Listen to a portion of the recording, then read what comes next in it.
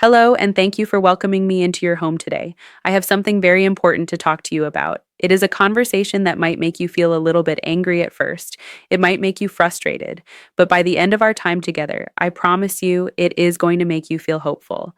I want to talk about your heart. I want to talk about your blood pressure. And most importantly, I want to talk about what your doctor hasn't told you. If you are watching this, there is a good chance you have visited a doctor recently. You sat in the waiting room. You walked into the cold exam room. The nurse wrapped that tight cuff around your arm. You watched the numbers go up and down. And then the doctor came in, looked at the chart, and likely did what doctors almost always do. They reached for their prescription pad.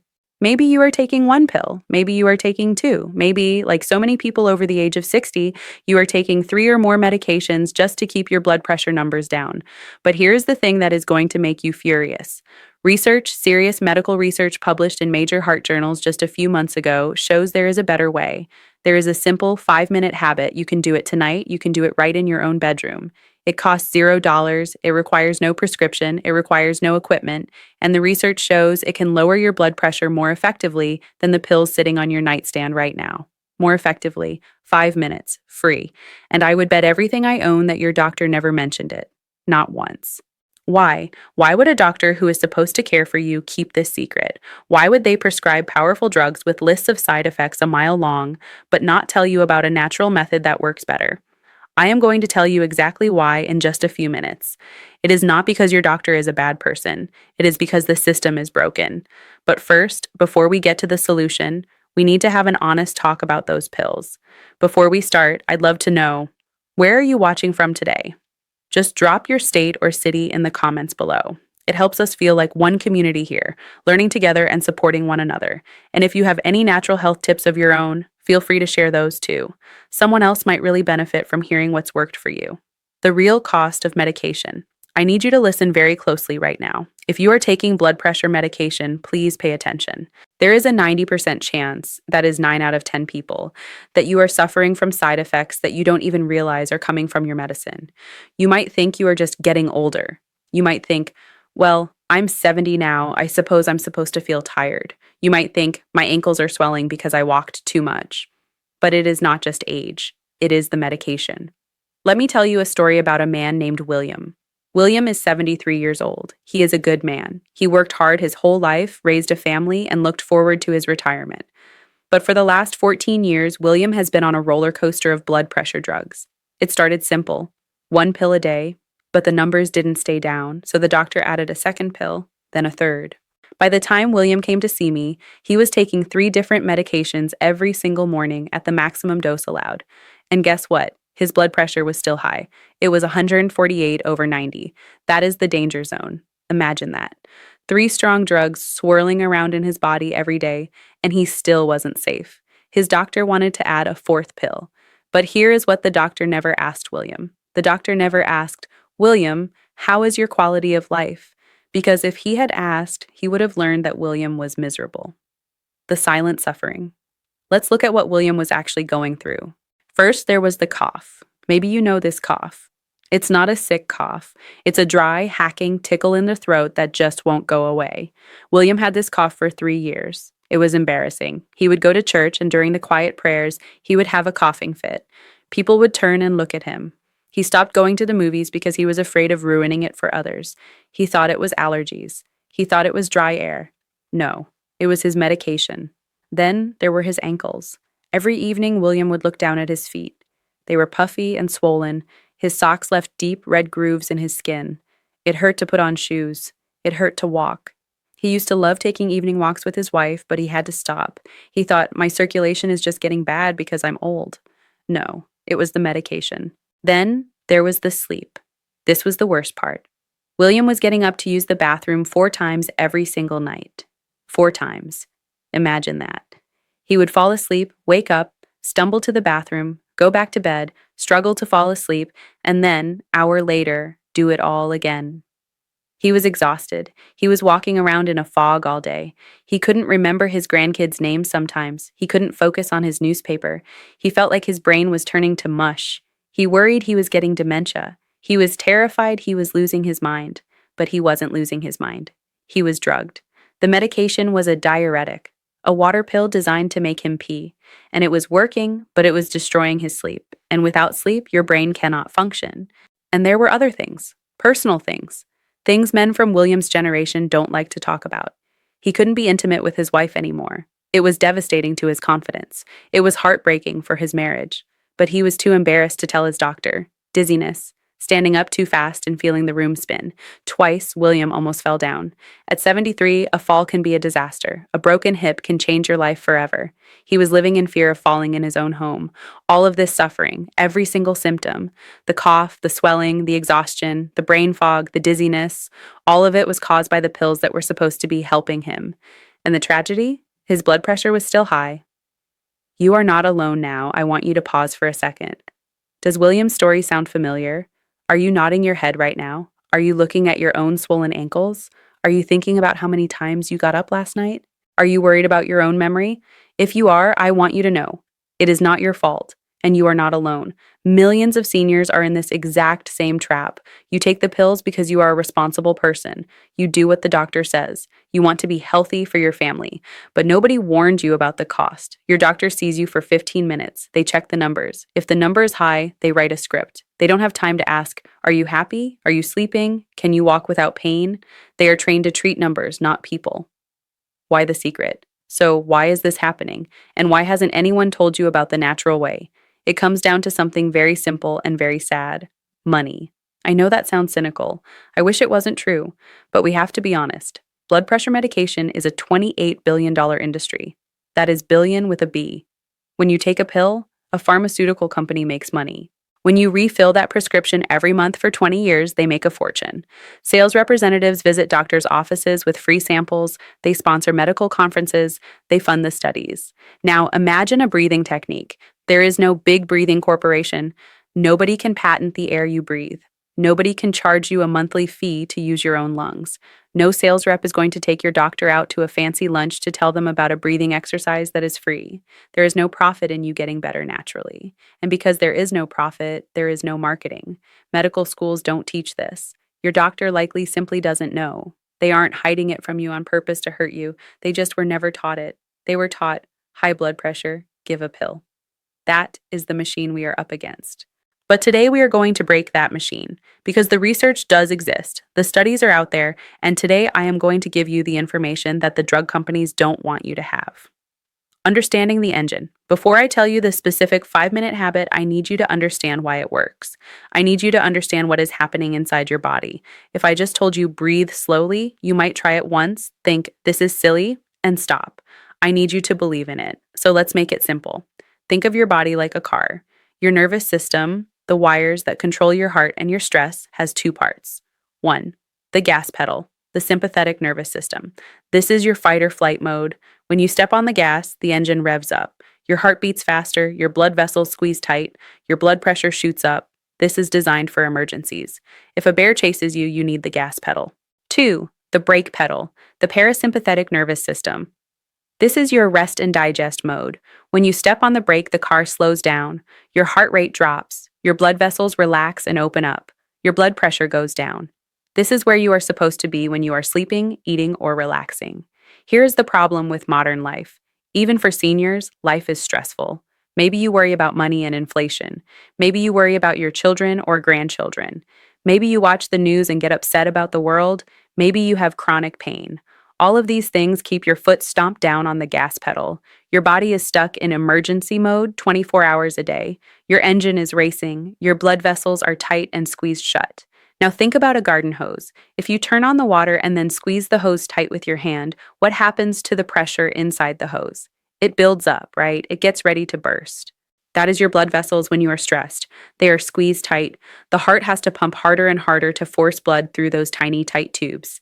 That is high blood pressure. What pills do these? What breathing does so? What do the pills do? The pills try to force the hose to open, or they try to poison the heart a little bit to make it beat weaker. They are chemical brute force. They are fighting against your body. Your body is screaming, emergency, step on the gas, and the pill is trying to cut the fuel line. That is why you have side effects. You are fighting nature. And that is why the pills often stop working after a few years. The underlying problem, the stuck gas pedal, is still there. Now, here is the secret. There is a way to take your foot off the gas and press the brake pedal, not with a chemical, but with a signal. You can send a direct message to your brain to say, "We are safe. Relax. Let go." When you do this, you don't have to force the blood vessels to open. They open naturally. You don't have to force the heart to slow down. It slows down naturally. You are treating the root cause. You are fixing the engine, not just putting tape over the check engine light. The fear factor. Why is this so important? Why am I so passionate about getting you to fix this naturally? Let's go back to William. I told you he was scared. He had a good reason to be. William's father also had high blood pressure. He took the pills too. He did what he was told. But one morning, when his father was 71, younger than William is now, he got out of bed and collapsed. A massive stroke. William found him. It is a memory that haunts him. His strong, proud father lying on the bathroom floor, one side of his face drooping, one arm twisted under him. He tried to speak, but only strange noises came out. His father survived, but he didn't really live. He spent the last 2 years of his life in a nursing home. He couldn't walk. He couldn't talk. He needed someone to change his diapers. He lost his dignity. William looked in the mirror every morning and thought, is that going to be me? Is today the day my brain explodes? High blood pressure is called the silent killer because you can't feel it. You can walk around with dangerous pressure and feel fine until you don't, until the stroke happens, until the heart attack happens. This is serious business. We are talking about your life. We are talking about your ability to stay in your own home, to play with your grandkids, to speak to your spouse. So please take this seriously. The method I'm about to teach you is not just a relaxation tip. It is a medical intervention. The solution: resonant frequency breathing. Okay, are you ready? Here is the secret. The research published in journals like Hypertension and the Journal of the American Heart Association found a magic number. That number is 6. 6 breaths per minute. Most of us breathe too fast. We take 12, 15, maybe 20 shallow breaths a minute. We breathe into our shoulders. We breathe anxiously. But when you slow your breathing down to exactly 6 breaths per minute, something incredible happens. Scientists call it resonant frequency. It's like pushing a child on a swing. You know how if you push at the exact right moment, the swing goes higher and higher with very little effort? You are in rhythm. You are in sync. When you breathe at 6 breaths per minute, your heart rate and your breath synchronize. They lock into a perfect rhythm. This sends a massive, powerful signal to your brain. Hit the brake pedal. It activates the vagus nerve, the main wire of your calming system. The effect is almost instant. The blood vessels relax. The heart rate smooths out. The blood pressure drops. Studies show that if you do this for just 5 minutes a day, after 4 to 8 weeks, you can lower your blood pressure by 10, 15, even 20 points. That is as much as 1 or 2 medications, but with 0 side effects. How to do it. The step-by-step guide. I don't want you to just read this. I want you to learn it. I want you to be able to do it tonight. Here is the protocol. It is simple, but you have to do it right. Step 1. The setup: find a quiet place. This is your time. No TV, no news, no grandkids running around. Go to your bedroom.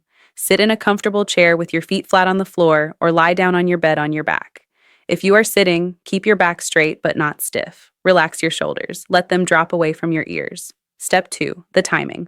Set a timer on your phone or your kitchen timer for 5 minutes. That's all you need. Step 3, the technique. You are going to breathe in for 5 seconds and out for 5 seconds. 5 seconds in plus 5 seconds out, or 10 seconds total per breath. That equals 6 breaths in 1 minute. Step 4, the breath: breathe through your nose. When you breathe in, I want you to imagine a balloon in your belly. Don't breathe into your chest. Breathe down deep. Feel your belly button move out. Inhale slowly. 1, 2, 3, 4, 5. Fill the lungs gently. Don't force it. Then exhale through your nose or pursed lips if that's easier. Let the air just fall out of you. Exhale. 1, 2, 3, 4, 5. Feel your belly fall. Feel your shoulders drop. Let's practice together. I want you to try it with me right now. Just 1 minute. Put your phone or computer down for a second. Sit back. Close your eyes. Ready? Inhale. Slowly. 2, 3, 4, 5. Feel your belly rise. Exhale. Let it go. 2, 3, 4, 5. Feel your body sink into the chair. Inhale. 2, 3, 4, 5. Exhale. 2, 3, 4, 5. Inhale. Smooth and deep. 2, 3, 4, 5. Exhale. relaxing completely. 2, 3, 4, 5. Keep going like that, nice and slow, rhythmic, like ocean waves coming in and going out. Doesn't that feel better? Even just 3 breaths? Now imagine doing that for 5 minutes. Imagine doing that every single night. What happened to William? Let's go back to William. He was skeptical, just like you might be. He thought, breathing? Really? That's going to fix my medical problem? But he was desperate. He was tired of the coughing and the swelling.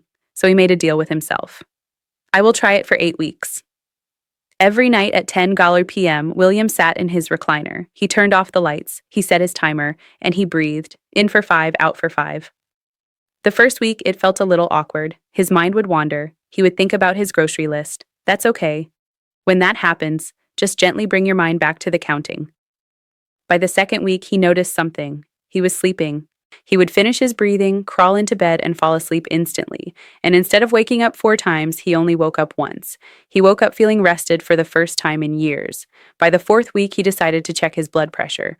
Remember, it used to be 148/90. He put the cuff on. The machine whirred, 136/82. He stared at it. That must be a mistake, he thought. He checked again.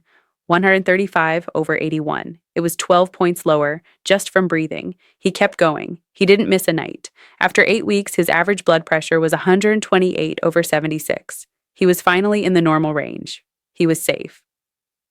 The medical victory. William went to his doctor. He brought his logbook of blood pressure readings. The doctor was shocked. "What did you do?" he asked. "Did you change your diet? Did you lose weight?" William smiled and said, "I learned how to breathe." Together, they made a plan. They stopped the diuretic pill immediately. Within 3 weeks, William stopped waking up to pee at night. He slept 7 hours straight. His brain fog lifted. He could think clearly again. His ankle swelling vanished. He started walking with his wife again. They cut his other medication in half. His cough went away. And yes, his personal life with his wife improved dramatically. He got his life back. He got his dignity back. And he wasn't afraid of having a stroke anymore. Important: how to talk to your doctor. Now, we need to have a very serious conversation. This is the disclaimer part, but it is critical for your safety. Please do not stop taking your medication today. I know you want to. I know you hate the side effects. But stopping blood pressure medication suddenly is dangerous. It can cause a rebound effect where your pressure spikes super high, which could cause a heart attack or stroke. We don't want that. We want to be smart. We want to be safe. This breathing technique is a partner to your medication, not an immediate replacement. Here is exactly what you should do. 1. Start the habit. Start the breathing tonight. Do it every night for 4 to 8 weeks. 2. Monitor. Get a home blood pressure cuff. Check your pressure every morning and write it down. 3. Wait for the drop. Watch the numbers. When you see them consistently dropping, like William did, that is when you act. 4. Make the appointment. Go to your doctor. Show them your numbers. Say this: "Doctor, I have been practicing a clinically proven breathing technique. As you can see, my blood pressure has dropped significantly. I am feeling dizzy sometimes because my pressure might be getting too low now. Can we look at reducing my dosage?" Most doctors will be thrilled. If your pressure is low, they have to lower your meds. It is medical protocol. If you start breathing and your pressure drops and you keep taking high-dose meds, you might get dizzy or lightheaded. That is actually a good sign. It means the breathing is working. It means you don't need as much drug anymore, but let the doctor be the one to change the prescription. Reclaiming your power. I know it feels like the system is against you sometimes. I know it feels like aging is just a slow process of losing control. They tell you to take this pill, eat this food, stop doing this, stop doing that. But this is something you control. Nobody can take it away from you. It is your breath. It is your body. You have a built-in healing mechanism inside of you right now. It has been there your whole life, waiting for you to use it. You just needed the key. The key is 6 breaths per minute. Think about the difference between tonight and tomorrow. Tonight, you might be worried. You might be uncomfortable. But imagine 8 weeks from now. Imagine waking up rested. Imagine walking without pain. Imagine the doctor saying, "Let's take you off this pill." Imagine looking in the mirror and not seeing a sick person, but seeing a strong person who took charge of their own health. A final request. I have a favor to ask you. This information needs to get out. The drug companies aren't going to share it. The TV commercials aren't going to share it. It is up to us. If you found this helpful, please share this with someone you love. Do you have a brother, a sister, a friend at church who is taking these pills? Do you know someone who is coughing, or swollen, or tired? Tell them, hey, I learned this simple breathing thing. You should try it. You could be saving their life. You could be saving them from a stroke. And if you want to learn more, I am working on a complete guide, a simple ebook that explains this in even more detail, along with other natural foods and habits that help. I'll let you know when that is ready. But for now, I want you to make a promise to yourself. Tonight, 5 minutes. Don't say, I'll try. Say, I will. Set the timer. In for 5, out for 5, 6 times a minute. Heal your heart, protect your brain, reclaim your life. Thank you for listening. Thank you for trusting me with your time. Now, go take a deep breath. You've got this.